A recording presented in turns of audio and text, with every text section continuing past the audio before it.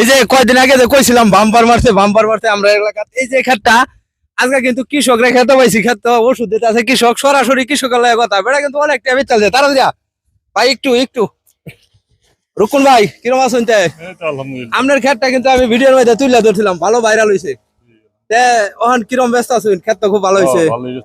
কিরম টাকা বেচুন? 50। কয়দিন ধরে কাটতাছেন?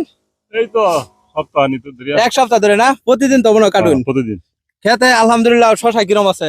আলহামদুলিল্লাহ ভালোই আছে। ভালোই আছে না? আপনার কিরম টাকা খরচ গেছে এই পর্যন্ত? এই তো মানে 10-15-20 হাজার টাকা খরচ হয়েছে। 15-20 হাজার টাকা খরচ গেছে। 50 বেচ চলছেন, আরো কিরম ব্যস্ত আশা করতেছেন? অবশ্যই ভালোই ব্যস্ত আমার ক্ষেত হলো নতুন না। হ্যাঁ নতুন ক্ষেত, আরো কি 2 লাখ নিব?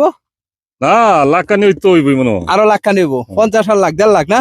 এই যে 20,000 টাকা খরচ করে রুকুন ভাই কিন্তু এই যে 2 লাখ টাকা টার্গেট করতেছে, মানে 1.5 লাখ 2 লাখ হইব ক্ষেত। কিন্তু এটা যে কয়দিন আগে দেখাইছিলাম যে মালচিং করে করছে, মালচিং এখন দেওয়া যাইতেছে না, আধুনিক ভাবে কৃষি করছে। কিন্তু এই লেগে ভাইয়ের কিন্তু শশা ক্ষেত খুব ভালো হয়েছে। এই যে শশা ক্ষেত দেখতেছেন মাশাআল্লাহ, শশাও কিন্তু আছে। এই যে ভাই ওষুধ দিতে আছে, নিয়মিত ওষুধ দিলে এবং সার ব্যবহার করলে কিন্তু আবার জাতটা যদি ভালো হয় ভাই কিন্তু এটা মোটামুটি একটা করস, এটা কিন্তু দেশিও না হাইব্রিডও না, করস জাতের শশা করছে ভাই, কিন্তু বাম্পার মেরে দিছে।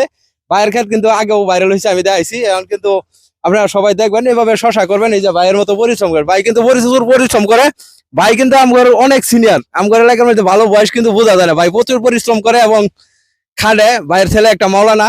ভাইয়ের জন্য সবাই দোয়া করুন, ভাই যেন আরো ভালো কৃষি করতে পারে। আমার সাথে থাকবেন এবং আমার জন্য দোয়া করুন, আমার পেজটা ফলো করবেন, লাইক কমেন্টস করলে কিন্তু চর এলাকার অনেক কিছু দেখতে পারবেন।